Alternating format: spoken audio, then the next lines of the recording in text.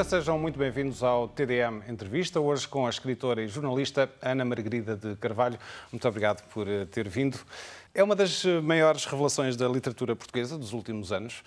Já ganhou por 2 vezes o Grande Prémio da Associação Portuguesa de Escritores, mas começou a escrever ficção tarde, quase aos 40 anos, na sequência de um convite, e até pediu na altura à editora para publicar sob pseudónimo. Perguntava-lhe porque é que teve este, diria, receio ou relutância em ser escritora, em assumir-se como escritora. Deixa-me só explicar que eu comecei bastante tarde, como diz, porque estava demasiado ocupada a fazer jornalismo, ou seja, estava a levar demasiado a sério o jornalismo quando ele não queria ser levado a sério. Já lá vamos também. E, portanto, daí, de facto, foram anos muito intensos, foram 25 anos de jornalismo. A questão do pseudónimo foi uma ideia que me passou pela cabeça, um bocado insólita, mas que teve a ver com o facto de o meu nome como jornalista ser um bocadinho conhecido, não é? No meio, e de eu achar que iria ser trucidada pelos meus colegas, imagino, pelos críticos, como se fosse assim uma intrusa agora a intrometer-se noutra área, e achei Acha que a crítica é particularmente cruel para as pessoas que vão do jornalismo? Eu tinha esse medo, não é? Que houvesse alguma espécie de ideia pré-concebida a meu respeito, que pudesse depois ser contaminada, essa pessoa ficasse contaminada por uma ideia pré-concebida que poderia ter de mim enquanto jornalista, e não queria, não é? Queria no fundo, queria ser 2 pessoas, não é? Queria ser a pessoa jornalista e depois ser olhada como uma pessoa escritora. E então a minha editora, quando eu fiz essa proposta, acho que nem me levou a sério. É filha do conhecido escritor Mário de Carvalho. Livros nunca faltaram em casa, naturalmente, mas não é daquelas pessoas que sempre teve o sonho de ser escritora, ou é? Eu acho que nunca me atrevi. Eu de facto, tenho algum respeito por livros, ao mesmo tempo não tenho, bem, é um bocadinho difícil de explicar, mas de facto a cota familiar já estava preenchida, não é? A sua irmã é escritora? A minha irmã também, portanto o meu pai também, e o meu pai é de outra, como se diz no futebol, de outra divisão, portanto nem sequer há qualquer comparação, mas de qualquer maneira achei sempre que poderia fazer qualquer coisa mais ligada à ficção, mas por via dos guiões de cinema que também fiz, ou do teatro, mas mergulhar no romance, que é uma coisa que de facto que nos suga um bocado a energia. Tinha uma grande autocensura, achava que não ia ser uma coisa suficientemente boa e interessante, e acho que não vale a pena também escrever quando não se tem nada para dizer.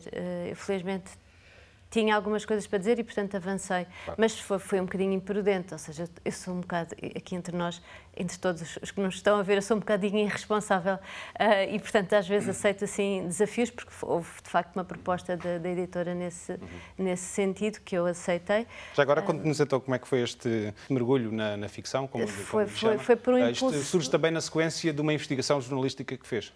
Sim, deve ter sido, não sei exatamente o quê, mas qualquer coisa que eu escrevi na altura que deu nas vistas e que chamou a atenção de uma editora, que é Maria do Rosário Pedreira, que achou que eu talvez tivesse algum potencial para a escrita ficcional, que é completamente diferente da escrita jornalística, mas eu também fazia muitas coisas, muitos géneros híbridos, não é? Portanto, eu fazia também, durante mais de 5 anos, fiz crítica cinematográfica. Já temos o nosso lado subjetivo aí um bocadinho a entrar dentro da objetividade que o jornalismo necessita. Crónica também. A crónica, portanto, já estava um bocadinho já a dar aquele passo, naquele meio termo, naquele terreno um bocadinho ambíguo entre o jornalismo e a ficção. O seu primeiro livro, Que Importa a Fúria do Mar, gira em torno da revolta dos marinheiros, nos anos 30. Na altura, houve uma espécie de soviete em Portugal, durante algumas horas. Sim. É nesta história, neste pano de fundo histórico, que pega. Quero-me levantar um pouco do véu deste livro, para quem ainda não conhece? Pode ser. Na verdade, o livro é eu definiria como um conjunto de fúrias. Essa revolta aconteceu em 36, a revolta dos marinheiros, mas eu centro mais a personagem na revolta dos operários da Marinha Grande, dos operários vidreiros, que de facto esses conseguiram durante algumas horas constituir um soviete, tomaram a vila, a terra durante algumas horas e depois foram esmagados. No fundo o que eles estavam a requerer era o mínimo dos mínimos, eram condições mais aceitáveis e mais dignas, porque eram operários que viviam, parecia as condições em que eles viviam, parecia que estávamos a falar assim num filme do Dickens de outro século, e de facto eles reivindicavam um bocadinho mais condições e foram de facto. Havia, claro, alguma ideologia que os apoiava, não é? Comunista, anarcossindicalista, mas foram esmagados e foram brutalmente torturados, espancados, mortos, e foram os primeiros a ir a inaugurar o campo de concentração do Tarrafala em 36. Muitos eram miúdos, tinham 18, 20, 21 anos. E são várias histórias que se cruzam neste livro. Sim, pois cruzam-se tempos, cruzam-se histórias, cruzam-se outras fúrias. Portanto, há um contrapeso entre a fúria coletiva e essas revoltas cujas consequências poderia ser a morte e o degredo, e havia, depois, em contraponto, há outras fúrias, que são as nossas fúrias individuais, as nossas fúrias conjugais, as nossas fúrias laborais, que parecem tão pequeninas ao pé destas, enfim, grandes. Já foi dito que foi um romance de estreia que revelou uma maturidade literária invulgar. Ficou surpreendida com a maneira como este livro foi recebido pela crítica e pelo público? Sim, eu achei que podiam arrasar e, portanto, eu espero sempre o pior, não é? Portanto, não se concretizou e fiquei muito satisfeita por ter contado a história de alguma maneira sem grandes constrangimentos, ou seja, escrevi a história como eu achava que ela devia ser contada em termos formais, e ainda bem que resultou, ainda bem que teve boa aceitação, e ainda bem que as pessoas repararam em certos aspectos. Fiquei contente com isso, claro que sim. E já agora, que aspectos é que gostou de ver ressaltados por outras pessoas? Sim, as pessoas falam muito. Eu corri um grande risco, por exemplo, nesse livro e também no outro, mas mais nesse, que foi colocar no livro todas as coisas de que eu gostava e todas as referências literárias, cinematográficas, músicas. Eu convoquei-as para o livro. Isso é um risco, porque, imaginem, há pessoas que podem pensar que eu estou a exibir-me, não é? Que eu estou a mostrar, olha, esta sabe tantas coisas, e eu sou completamente avessa a pessoas que têm esse tipo de exibicionismo e que são muito solenes e que são muito sérias e que acham que sabem muito. Eu não, eu acho que sei muito pouco. Eu tenho um grande embaraço das coisas que eu não sei. Portanto, corri o risco das pessoas acharem que eu era uma pessoa pretenciosa. Pronto, no fundo é isso. E se calhar algumas acharam, e eu essas fico com pena, porque não era de toda a ideia que eu queria passar, era mesmo a liberdade imensa que no jornalismo não há e que na literatura nos dá, de podermos de facto deixar-nos contaminar e trazer para o papel as coisas de que gostamos e que achamos que faz sentido para contar a história. Portanto, este livro foi bem recebido, ganhou inclusivamente, como já disse, o Grande Prémio da Associação Portuguesa de Escritores, e o mesmo aconteceu pela segunda vez com o seu segundo romance, Não se pode demorar nos olhos de um gato, um título que é, entre aspas, roubado a Alexandre O'Neill. E é, mais uma vez, também um romance que tem um pano de fundo histórico, desta vez completamente diferente. E ainda vou um bocadinho mais atrás, não é? Vou para o século XIX. Mais uma vez, para quem não conhece, pode levantar um bocadinho a ponta do véu deste romance. É um romance sobre a alteridade, sobre a maneira como nós temos imensa dificuldade em olhar o outro, vendo-se como se as pessoas fossem planas e só tivessem parte de fora e não tivessem parte de dentro.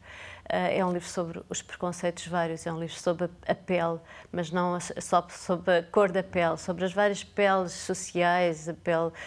No fundo, estamos a falar de preconceitos, não é? Todas as peles que nós vamos vestindo, todos os preconceitos que vamos tendo em relação ao outro, preconceitos de raça, preconceitos de género, preconceitos sociais, religiosos, intelectuais, escolares por aí fora.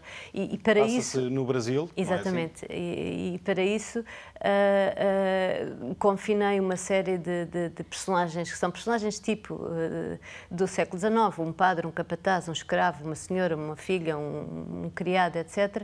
Confinei-os depois de um naufrágio de um tumbeiro, que era um navio de transporte de escravos, a uma praia muito pequena, portanto eles ficam encurralados, salvam-se, mas ficam encurralados nessa praia, que são daquelas praias que têm um abismo, uma rocha por trás e o mar pela frente, portanto, com a agravante de, ainda por cima, quando a maré enche, a praia desaparece e eles ficam então confinados numa pequena reentrança na rocha, 2 vezes por dia, quando a maré sobe, e aí ficam, de facto, pele com pele, a terem todos a mesma cor, a terem todos o mesmo cheiro e até ficarem literalmente todos despidos das duas coisas, despidos mesmo e despidos das várias peles que foram envergando ao longo das suas vidas. É um romance que tem este olhar histórico, mas que também tem, e se calhar particularmente por estes anos, uma atualidade acrescida também. Sim, eu aliás gostava de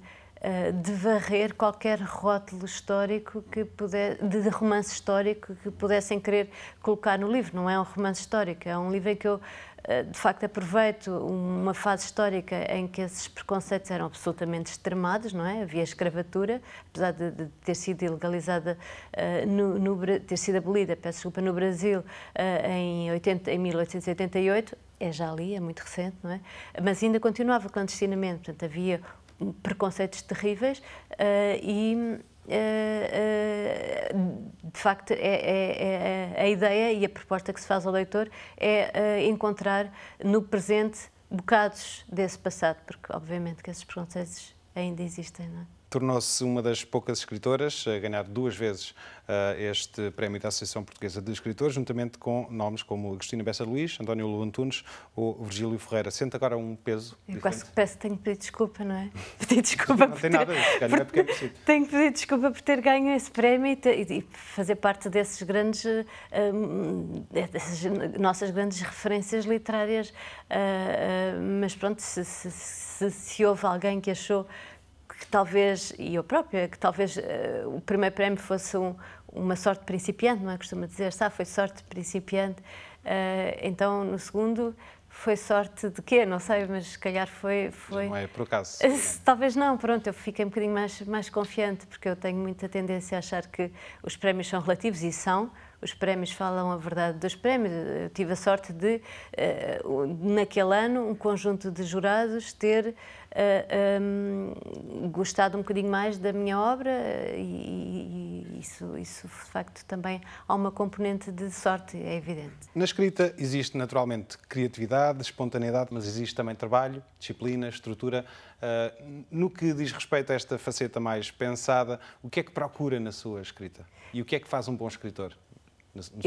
No meu entender, o que faz um bom escritor é a capacidade de olhar e de reparar e de se surpreender e de se assombrar com coisas vulgares e de nunca perder, no fundo, o olhar infantil sobre as coisas, que é quase um primeiro olhar, não é? No fundo, acho que um escritor é aquele que consegue deslumbrar-se com coisas vulgares. Aqueles que se conseguem deslumbrar com coisas invulgares, tudo bem, ok. Mas aqueles que ainda se conseguem deslumbrar com coisas vulgares, ainda conseguem conservar esse olhar, acho que é muito importante. E, por outro lado, é a capacidade de criar e de imaginar. E depois, ainda mais, é muita coisa, não é? É tanta coisa. Mas ainda mais a capacidade de usar a linguagem não como material para contar uma história, mas como ela própria uma matéria. Portanto, a linguagem é material e matéria ao mesmo tempo. E depois os bons escritores, obviamente, têm a sua própria voz, depois os génios inventam uma linguagem. E em termos de método de escrita, qual é que é o seu método? Tem horas para escrever? Tem um ritual? Não, eu sou um caos, não tenho disciplina nenhuma, não tenho ritual nenhum, não tenho rotina nenhuma. sou bastante desorganizada, tenho até algum apreço pela distração, pela divagação, se calhar por isso é que me perco tanto, como aconteceu aqui em Macau, que vergonha, mas portanto não sou nada disciplinada. Há escritores que têm horas para escrever, eu acho que forçar o nosso eu interior a ter qualquer coisa para escrever não resulta muito comigo a horas certas, não é? E, portanto, vou-me perdendo um bocado, vou lendo umas coisas no meio, vou escrevendo, vou-me lembrando de coisas, portanto, não posso dizer que seja uma escritora com um exemplo muito bom para transmitir, porque acho que sim, não sou exemplo para ninguém. Falou da questão do olhar. Qual é a diferença e a semelhança entre o olhar jornalístico e o olhar literário? Essa pergunta é fantástica. Temos que pensar muito, não é? Sim, eu não tenho que me autopoliciar para deixar de ter esse olhar jornalístico, porque mesmo aqui eu estou sempre a pensar, vejo qualquer coisa, vejo qualquer pessoa, ouço qualquer coisa e penso, isto dava uma boa reportagem, e penso, isto dava uma boa entrevista, e depois tenho que pensar, não, espera, eu já não sou jornalista, não é? Já é uma fase que passou na minha vida e, portanto, eu gostava de não ter estes impulsos que isto me passasse, mas de facto foram 25 anos e ainda tenho a cabeça muito formatada para o jornalismo. E um olhar de escritor pode ser um olhar mais inventivo, mais criativo, mais estético, talvez, digo eu. Ensina-se, e sei que não gosta particularmente da expressão, mas ensina-se a escrever bem? Ensina-se a escrever bem na escola, sim.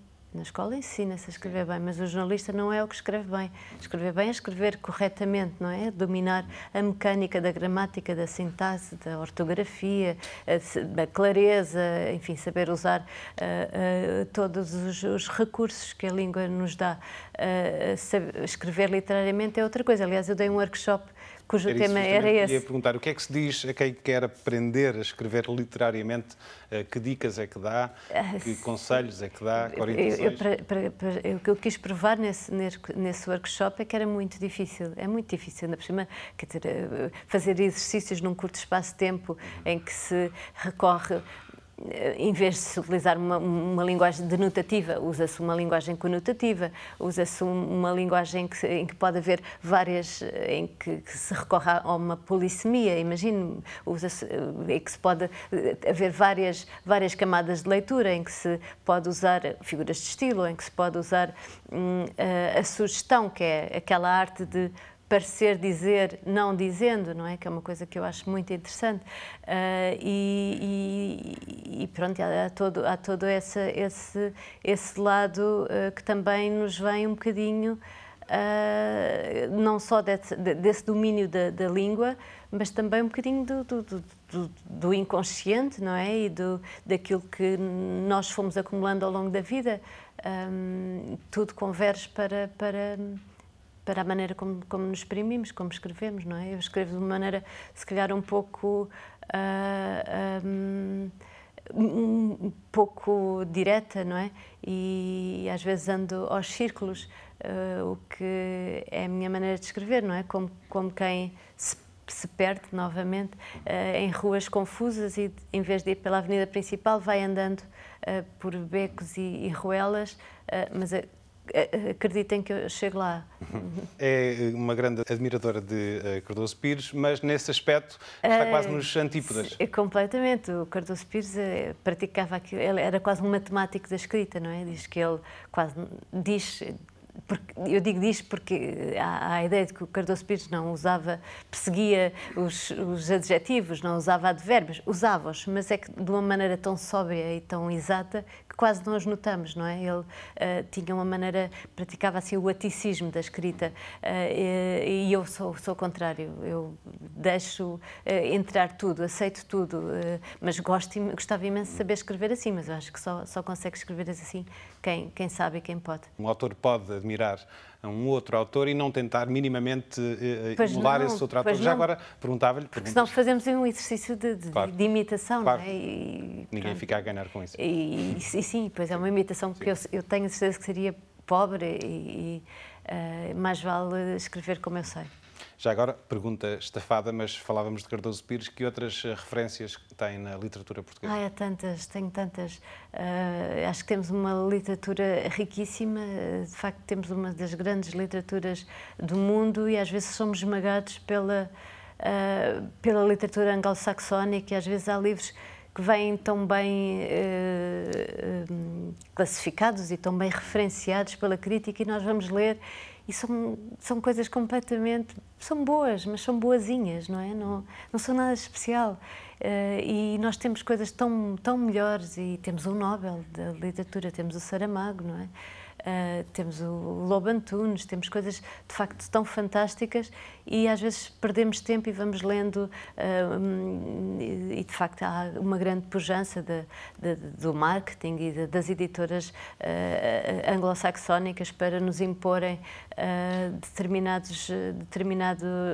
não só os próprios livros como a maneira de escrever, isso é que me faz pena, não é? Muitos escritores começarem a escrever a anglo-saxónico, não é? Só com o verbo ser e estar e frases simples e eu acho que a nossa maneira de falar condiciona a nossa maneira de pensar e se os anglo-saxónicos escrevem de determinada maneira é porque a língua deles é assim e portanto acho que é um bocadinho às vezes, mas quer dizer, eu não estou aqui para julgar ninguém, acho que cada um escreve como acha que deve escrever e acho que devemos adaptar a forma à história que queremos contar também, não é? Mas não deixa de ser, em todo caso, algum, em certo sentido, um subestimar da própria língua e da sua riqueza, que é diferente da riqueza do inglês e do Mas português. também se sente isso, não é? Que subestimamos muito, Sim. que às vezes temos que os autores menores deles, muitas vezes são aqui considerados autores maiores. É algo incompreensível, ou então compreensível, nós percebemos bem que eles têm grandes máquinas de produção e de promoção, peço desculpa, e que se calhar há muita gente que ainda pensa que a literatura é para folhear, e eu acho que a literatura não é para folhear, a literatura é para, se calhar, para mastigar, mais do que folhear. Falava de autores maiores, já é uma autora maior em Portugal. Não sou nada, não diga isso, não diga uma coisa dessas. Para quando que ainda me crucificam. Para quando o salto para o outro lado do Atlântico, já esteve inclusivamente nomeada para um prémio Oceanos no Brasil, mas quando é que vai ser editada também no Brasil? Sim, eu tive duas propostas, duas editoras e a da própria Leia, que é a minha editora da Leia Brasil. Eu penso que isso está em curso, portanto, a transferência dos direitos e as negociações está em curso. Eu gostava muito, até porque, como disse, o livro passa-se em parte no Brasil, sobre a escravatura. A escravatura foi abolida em 88, estamos ainda por cima numa fase de comemorações dessa abolição, em 2018, portanto, eu até gostava que acontecesse este ano. Acho que fazia sentido. Acha que existe ou não uma maior consciência da lusofonia em termos de literatura? Está cá em Macau para o Roda das Letras, Sim. que também se inscreve nesse âmbito. Sente que as coisas estão a mudar ou não? Mas em que sentido? No sentido dos vários autores, dos vários países serem mais conhecidos para além das suas próprias fronteiras e de haver um maior público da língua e não só público do país. Percebo. Sim, acho que há muitos exemplos de escritores portugueses que somos muito globalizados em termos de Fernando Pessoa e de Camões e isso nota-se, não é? Mas cada vez se vai mais sentindo que no Brasil há um grande interesse por autores portugueses, aqui não sei bem, não é? Como é que estamos de interesses literários, mas achei que de facto as sessões em que eu participei estavam bastante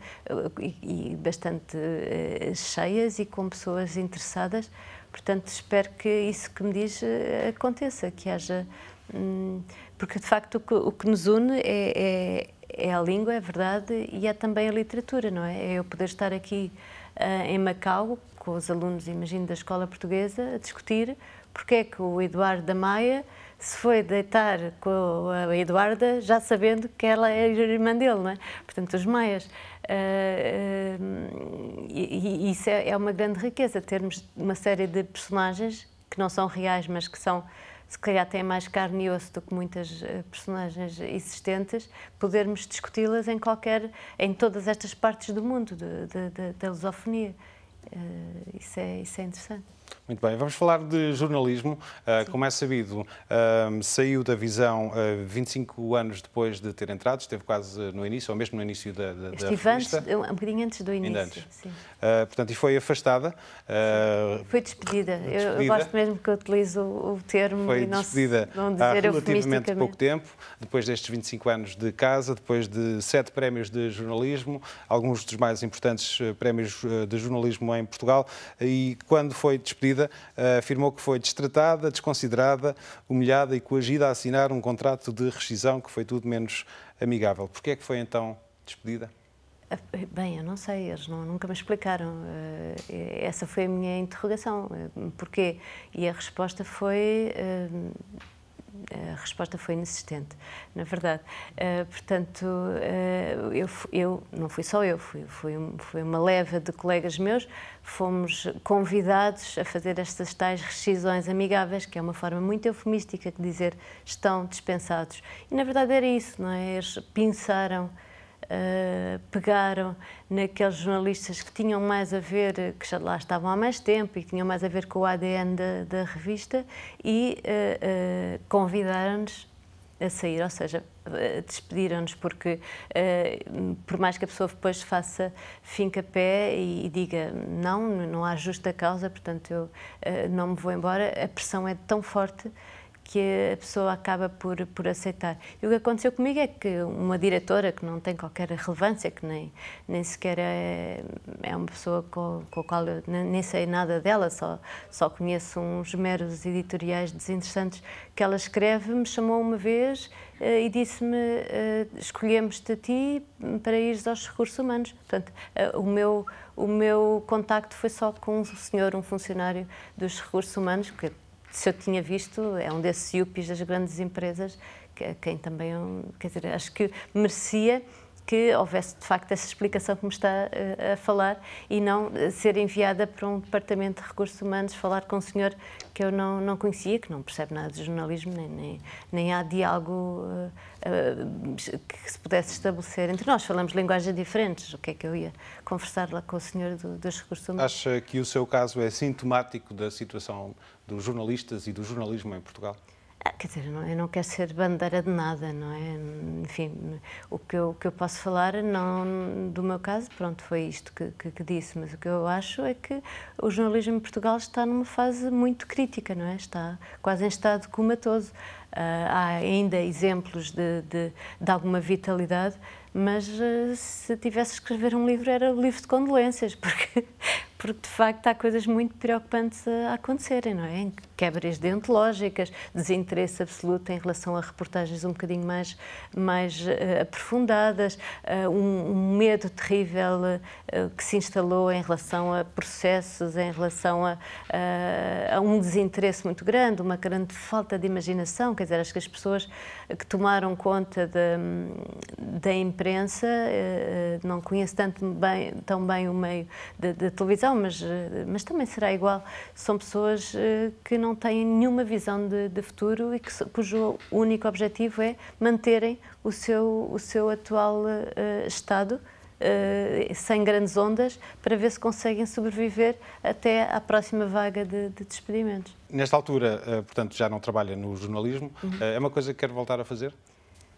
Noutro contexto, não é? Não neste em que se diz não vale a pena mandarmos um repórter, compramos antes uma reportagem já feita, pré-fabricada, que é mais barato, não é? Reportagem, como se diz? Não, quer dizer, não é bem isso, é comprar reportagens de outros órgãos de comunicação social como se um olhar português nos locais não fizesse falta, não é? Como se aquilo ser escrito por um português ou ser escrito por um jornalista estrangeiro fosse exatamente a mesma coisa, e não é.